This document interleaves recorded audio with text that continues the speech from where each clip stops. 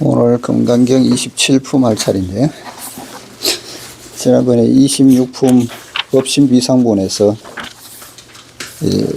30 이상으로 부처를 관할 것 같으면은 전륜성왕도 부처가 될 것이니 상호로 부처를 관할 수 없다고 이야기를 했었고요. 27품 오늘은 무단무멸분 들어가겠습니다. 끊음도 없고 멸함도 없다.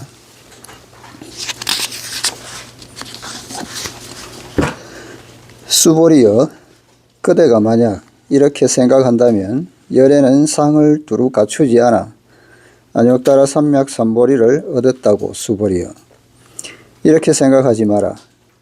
열에는 상을 두루 갖추지 않아 안욕따라 삼맥삼보리를 얻었다고. 수보리여, 그대가 만약 이렇게 생각한다면 안욕따라 삼맥삼보리의 마음을 일으키는 것이 모든 법을 단멸하는 것이라고. 이렇게 생각하지 마라. 왜냐하면 안욕따라 삼맥삼보리의 마음을 일으킨 자는 법에 대해 단멸상을 말하지 않기 때문이다.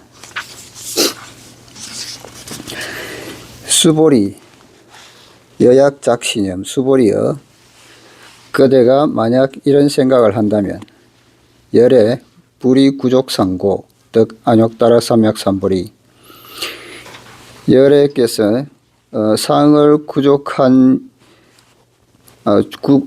않은 연고로 안욕따라 삼맥삼보리를 얻었다고 생각한다면 수보리여, 막작신념.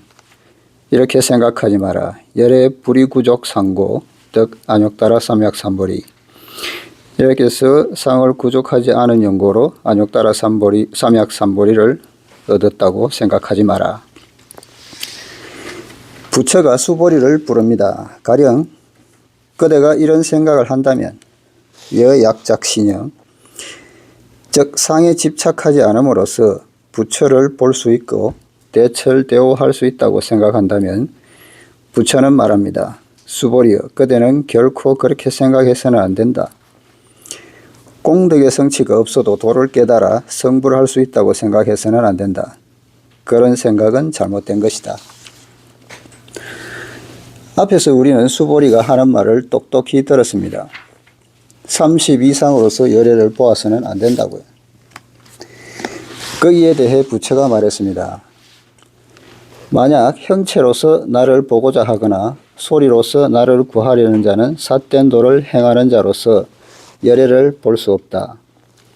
약 이색견나 이 음성구와 시인 행사도 불능견 열애, 앞에 26품 마지막 개성이었죠. 그런데 이 개성에서 처음에 우리가 금강경을 시작할 때 이 금강경이 번역본이 6가지가 있다고 했는데요. 지금 우리가 공부하고 있는 이 번역본은 이제 구마라섭이 번역한 거고요. 그리고 이제 현장, 당나라 때 현장법사가 번역한 금강경이 있는데, 거기서는 방금 읊은 요 개송 뒤에 또 덧붙인 구절이 있거든요. 구마라섭은 의역을 한 거고, 현장은 이제 거의 직역에 가깝게 번역을 했다고 했으니까 그 뒷부분에 덧붙여진 게, 그러면은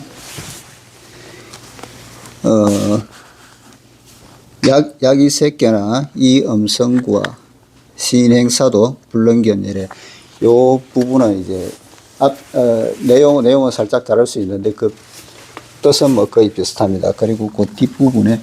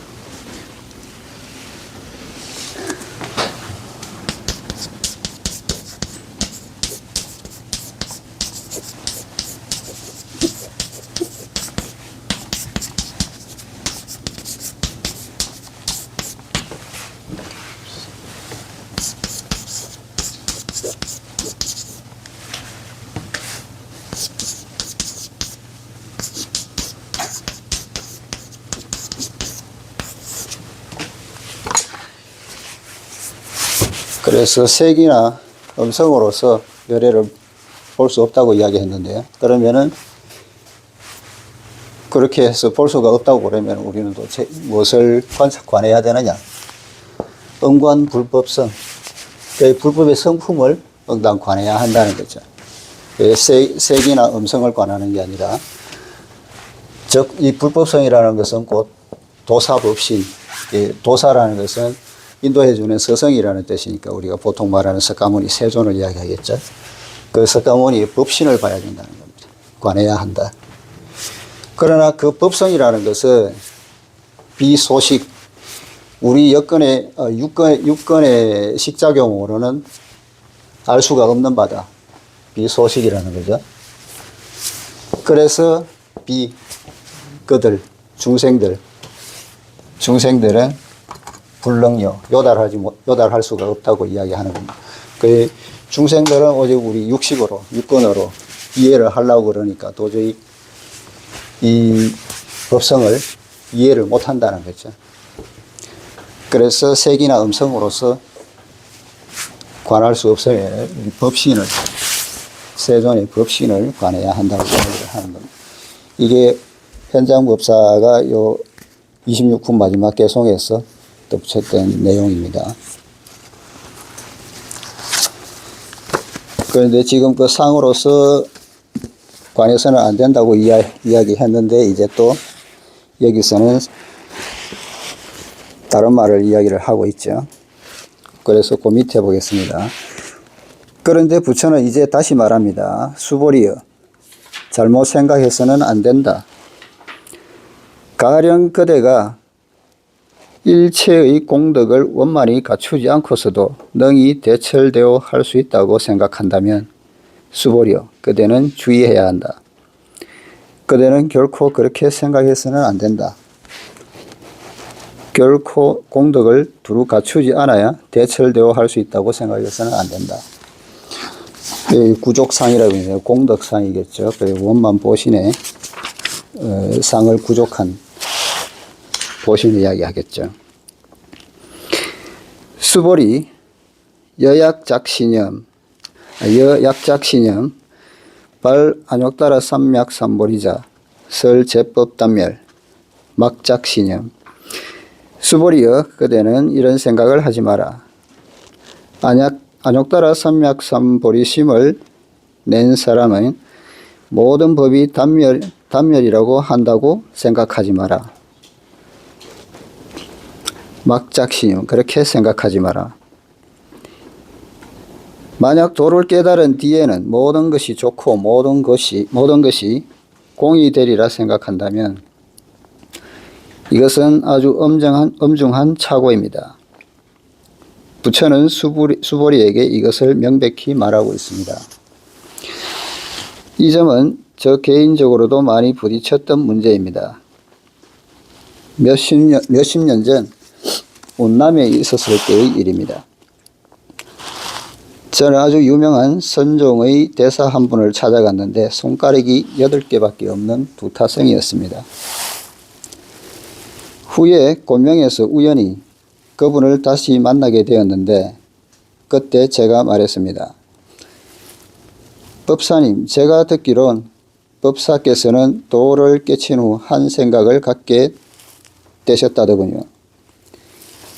열반을 정득한 후 삶과 죽음이 이미 끝나 다시 오지 않는다고 하셨다던데 그런 설법을 하신 적이 있는지요? 그렇다고 하기에 저는 그분에게 능가경의 한 구절인 열반에 든 부처가 없고 부처가 열반에 든 적도 없다. 무유열반불, 무유불열반이라는 말에 대해 가르침을 청했습니다. 무유열반불이고 무유불열반이라고 하는데요. 열반이라는 것은 이제 모든 번뇌를 끊고서 진리를 깨달아 가지고 불생불멸의 법을 체득한 경지라고 하는데, 그런데 이 열반이라는 자체가 외적으로 존재하는 것이 아니고 우리 마음속에 존재하는 것이기 때문에 우리 자성에 청정한 그것이 바로 열반이라는 거죠. 그래서 자성열반이라고 하는데요. 그래서 우리 중생들이 모두 갖추고 있는 것이기 때문에 외적으로 구할 바가 없다는 겁니다. 그래서 무유열반불이요 무유불열반이라고 하는데요. 우리가 본래 가지고 있는데 다시 들어가기 위해서 구할 바가 없다는 거죠. 그래서 법사께서는 다시 오지 않는다면 어디로 갈 것인가요? 삼계 바깥으로 훌쩍 뛰어 어디로 갈 것인가요? 부처께서는 사계가 있다고 말씀하시지는 않았지 않습니까? 오행 중에 있지 않다면 법사께서는 어느 행에 있는 건가요? 생사를 초월해서 다시 오지 않는다는 것은 불법이 아닌 것 같군요. 후에 이 문제에 대해 우리는 아주 오랫동안 변론했습니다. 많은 사람이 불법을 배우면서 이런 생각을 갖습니다.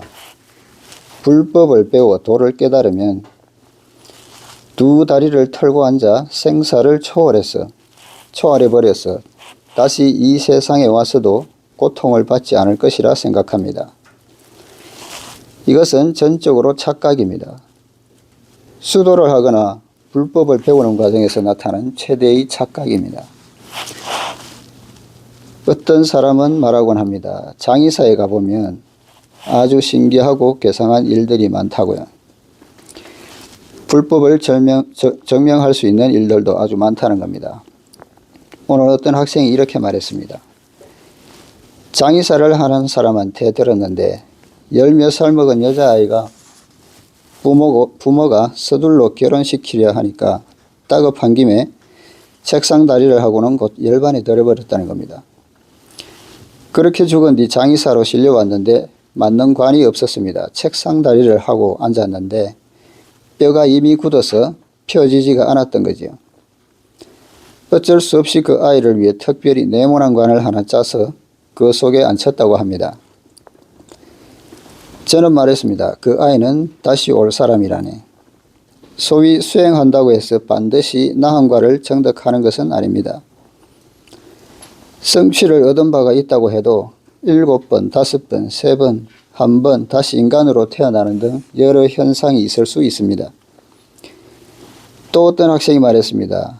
40남짓해서 출가한 여성이 80이 넘어 죽었는데 화장을 하고 나서도 정수리뼈가 그대로 남아 있었으며 그 속에 사리가 가득 들어 있더라는 겁니다.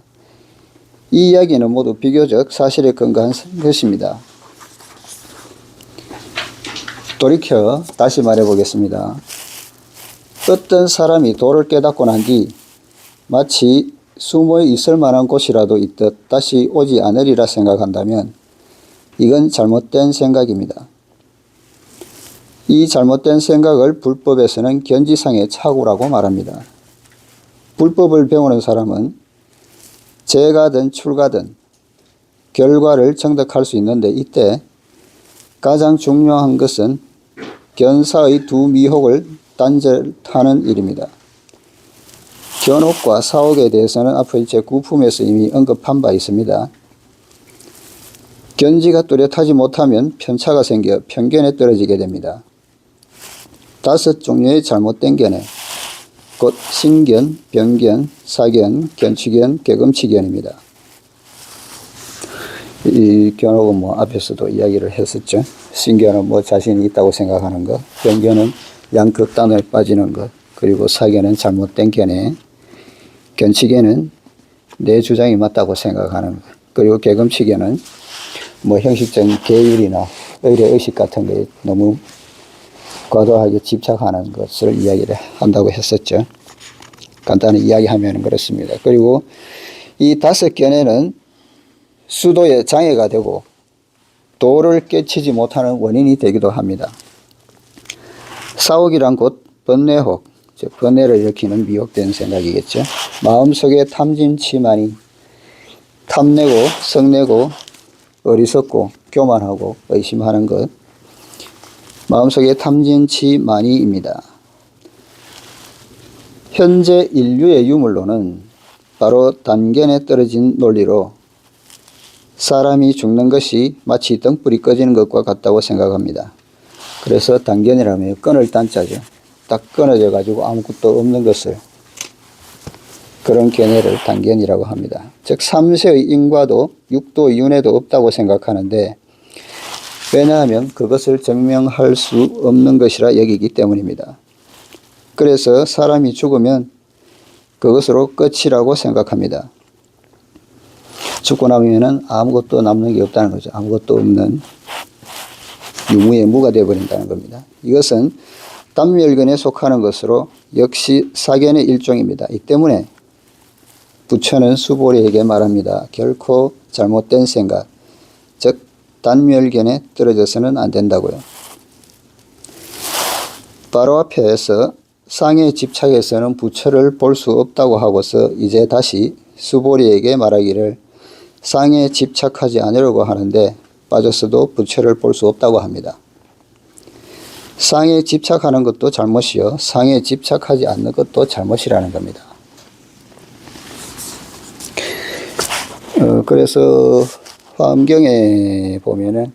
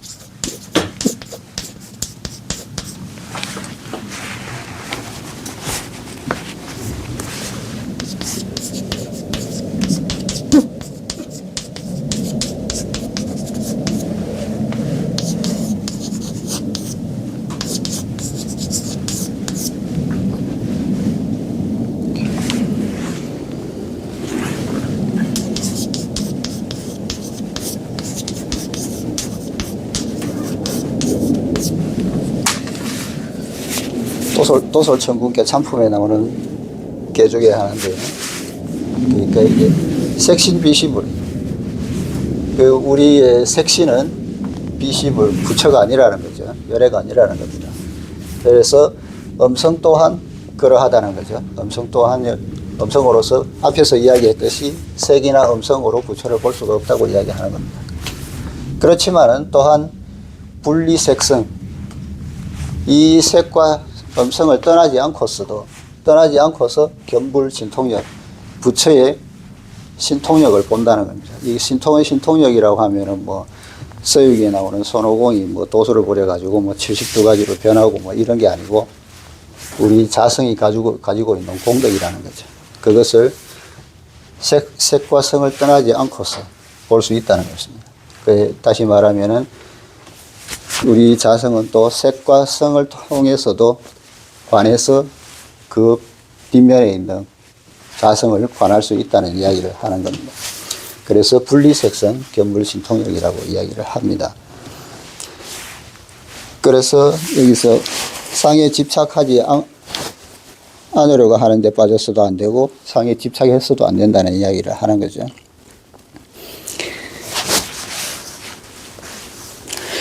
가령 상에 집착하지 않으려는 데 빠져 부처를 보고자 한다면 일처가 본래 공인데 꼭 선한 일을 해야 할 필요가 있겠습니까? 부처도 공이요, 선 또한 공입니다. 여기서 공이라고 한다면 아무것도 없는 무의 상태의 공이라는 이야기겠죠. 그래서 일체가 모두 공이니 내가 살인을 하더라도 아무 상관이 없습니다.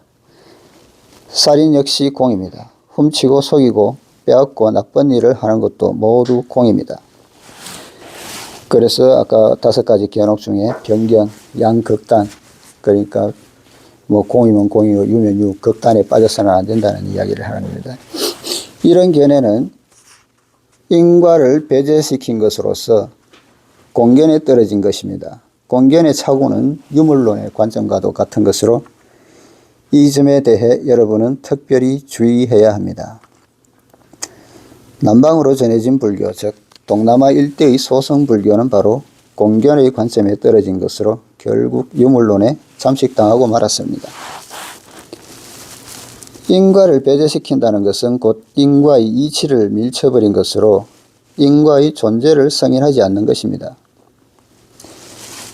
이것은 현재 인류의 사상 조류 가운데 가장 무서운 일면으로서 바로 부처가 말한 단멸견의 사상이기도 합니다. 부처는 수보리의 견해가 잘못될까 두려워 앞에서 먼저 상에 집착해서 열애를 보려 해서는 안 된다고 했습니다. 그렇지만 이번에는 다시 수보리의 견해가 상에 집착하지 않으려는 데 떨어질까 두려워합니다. 상에 집착하지 않으려고 하면 결과적으로 단멸견이 되어 인과를 배제시켜버립니다. 이 때문에 부처는 제3 경고합니다. 잘못 생각해서는 안 된다고요. 그래서 이 건강경에 대해서 논을 쓴 중에 그 논 중에 제목이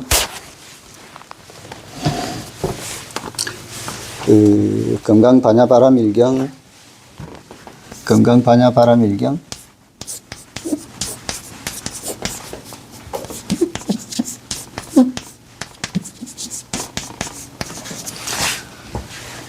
파취착, 그러니까 건강반야바라밀경은 이제 취하는 거, 우리가 입시라고 그러니까 취하는 것, 그리고 집착하는 것을 깨뜨린다는 겁니다. 그리고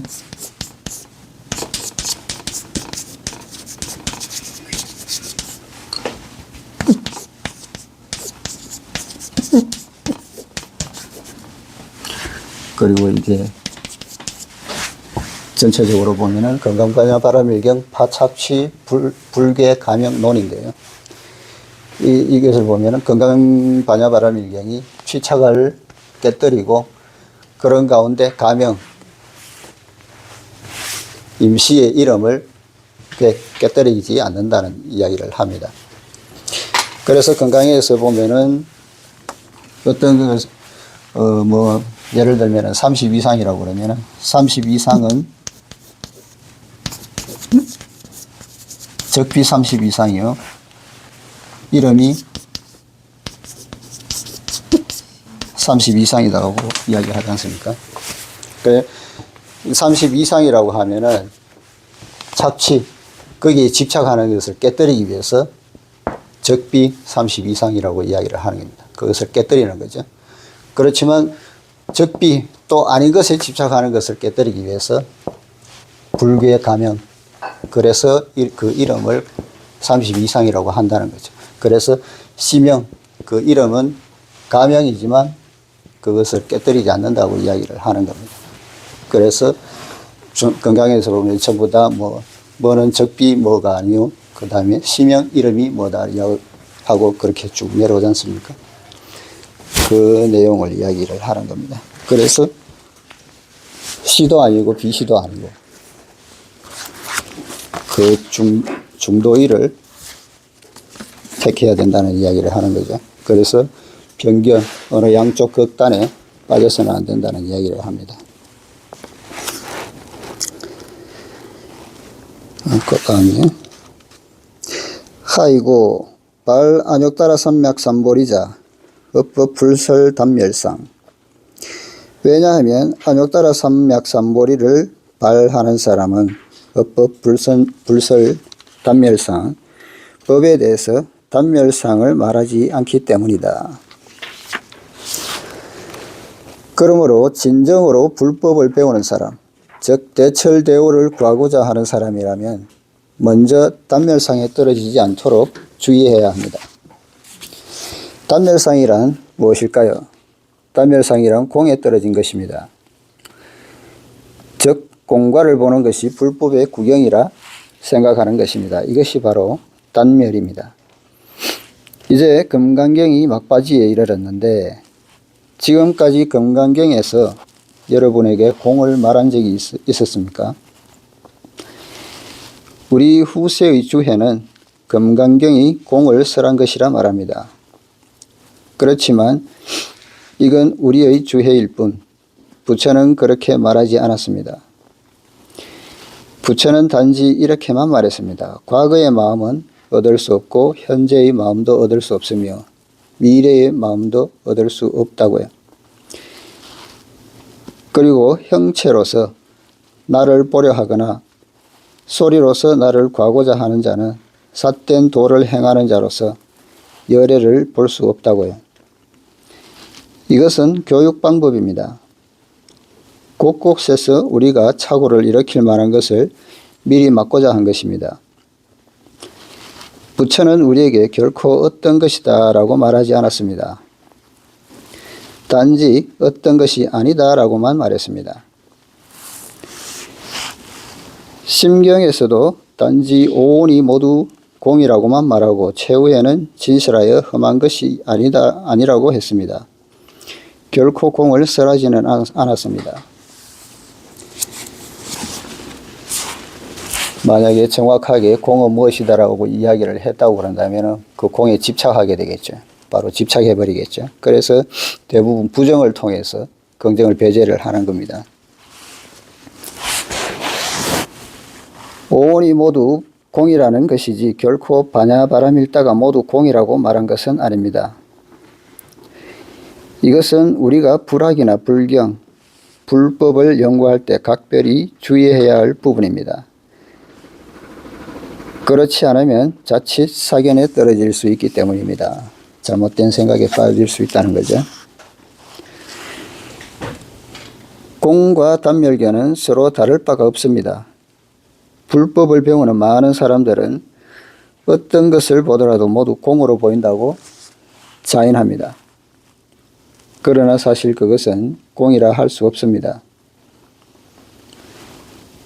심리학적으로 말하자면 낙담한 경우이거나 혹은 나이가 많거나 혹은 환경상 어쩔 수 없거나 혹은 지독하게 운이 없거나 한 경우에 흔히 이런 말을 합니다. 자신이 보기에 온갖 것이 공이라는 겁니다. 그러나 낙담한 경우라면 그건 공이 아니라 낙담이 아주 심한 것일 뿐입니다. 이 밖에도 철학적으로 불법을 공부하는 많은 사람들이 자주 공을 보았다느니 통을 보았다느니 하며 큰 소리를 칩니다. 그들은 입만 열면 이런 말들을 하지만 그것은 조금도 통을 보지 못했다는 증거에 불과합니다. 진정으로 통했다면 통이니 공이니 하는 말조차 할 수 없을 것이기 때문입니다. 공이로다 공이로다 그들은 스스로 감탄합니다. 이렇게 감탄하는 것은 분명 마음에 어떤 느낌이 있기 때문일 겁니다. 그렇지 않습니까? 그러나 그 느낌은 단지 어떤 것에 불과할 뿐 거기에 공이라고는 조금도 없습니다. 달리 말하면 이건 수박을 먹지 않고 엉뚱하게 호박을 먹은 것입니다. 어쨌든 박은 박 아닙니까? 제3 여러분께 주의를 환기시키는 바지만 공은 하나의 방편적 설법입니다. 공은 어떤 것을 형용한 것입니다. 만약 이것을 진정으로 아무것도 존재하지 않는 것이라 생각한다면 그것은 공견이 아니라 단멸견이라 해야 할 것입니다. 이 때문에 부처는 분부합니다. 안욕따라 삼맥삼보리의 마음을 일으킨 자는 법에 대해 단멸상을 말하지 않는다. 빨 안욕따라 삼맥삼보리 심자 법법 불설 단멸상이고요.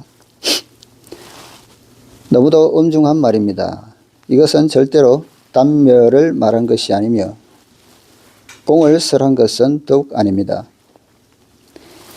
이 품의 제목은 무단무멸인데 양의 소명태자가 붙인 이 제목은 아주 뛰어납니다. 무단무멸이란 단절되지도 않고 없어지지도 않는 것으로 단멸상이 아닙니다. 현대과학에서는 물질이 에너지의 변화라는 것을 알고 있습니다. 물질은 결코 없어지지 않습니다. 단지 변화할 따름이라는 겁니다. 단지 영구불변한 것이 없고 계속 변화하기 때문에 공이라는 이야기를 하는 거죠. 이 점을 뚜렷이 인식해야 합니다. 이 품의 개성은 다음과 같습니다.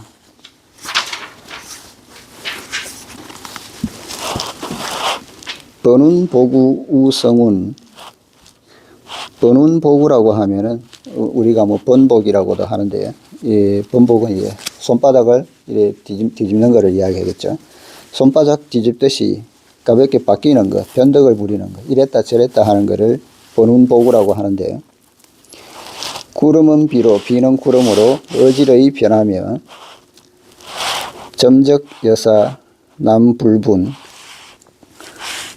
점적은 물방울입니다. 물방울은 실처럼 헝클어져 분간하기 힘들다. 동작빙하 빙화수. 얼어서 강을 얼리고 얼음은 물이 되니 녹아 물로 변하니 만종광영 착사훈. 만자는 질펀할 만자인데요. 가득 찬다는 그런 뜻입니다. 그래서 가득 자욱한 빛그림자가 차근 붙잡는다는 것이죠. 붙잡을 착자죠. 사훈은 이제 훈자는 어설해할 훈자인데요. 이제 황혼이 되면 어둑어둑하지 않습니까? 그것을 이야기를 합니다. 그래서 사훈이라고 하면은 황혼, 석양을 이야기하는 거고요. 그래서 자욱한 빛 그림자가 비껴선 석양을 붙든다. 구름은 비로, 비는 구름으로 어지러이 변하며, 우주의 변화를 보면 오늘 비가 내리면 내일은 맑습니다. 비가 변해서 구름이 되고 구름은 다시 비로 변합니다. 이 물방울은 바로 수증기 분자가 변화된 것입니다.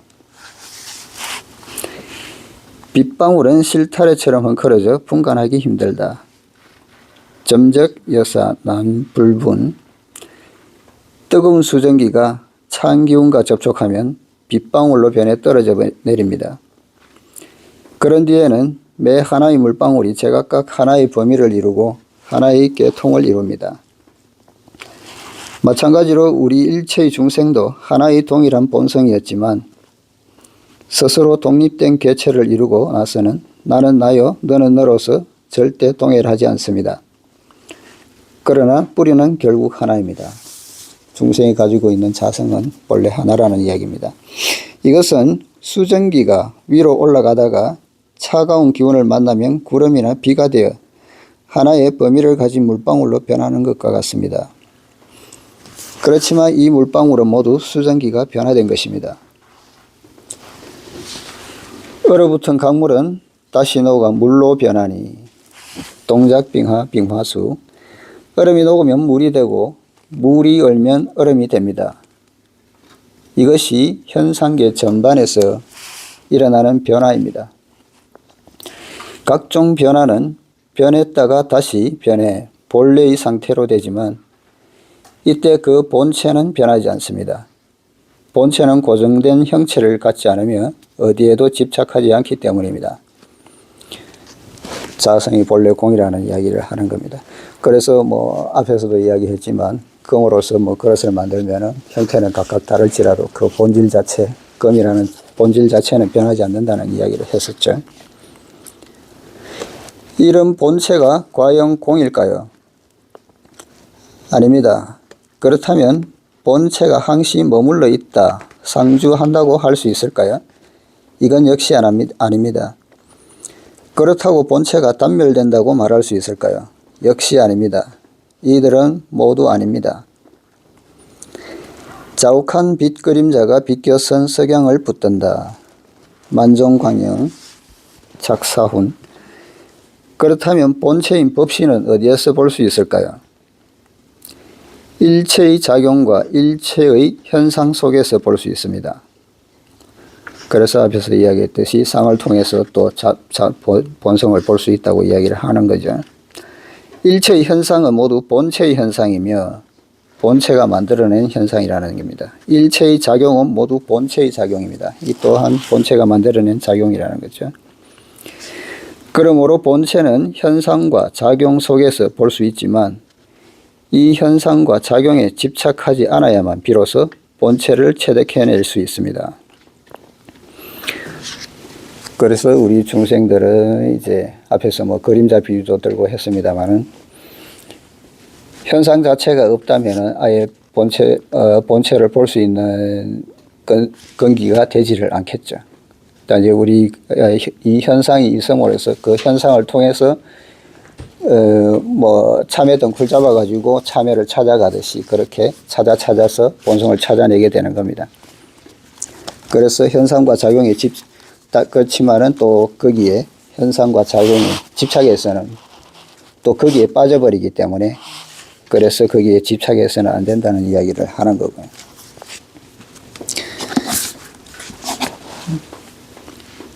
이것은 아마도 금강경의 제일 마지막 교육 방법이라 할 수 있습니다. 부처는 우리에게 이 모두를 일러주고 있습니다. 그래서 우리 또 법신 이야기는 법신에서 보신이고 우리가 말하는 응화신까지도 다 법신에서 나온다는 이야기를 했죠. 그래서 우리가 깨달았다고 자성을 깨달았다고 해서 그 다음이 없는 게 아니죠. 이 법성 자성 자체는 보신도 응화신도 만들어내는 그렇게 순환하게 된다는 겁니다. 그래서 단멸성을 가져서는 안 된다는 걸 이야기를 하는 겁니다. 그래서 자성의 공덕이 보신도 응신도 응화신도 만들어낸다는 거죠. 그리고 일체의 우리 현상 작용 이런 것들도 전부 본체에서 자성에서 만들어지는 것이기 때문에 그래서 이 일체의 현상이나 작용에 집착해서도 안 되지만 그것을 통해서 또 우리의 자성을 찾아서 볼 수 있다는 이야기를 하는 겁니다. 그래서 오늘은 뭐 27부분 또 짧아가지고 오늘은 여기까지 하고 28분 다음 시간에 들어가도록 하겠습니다.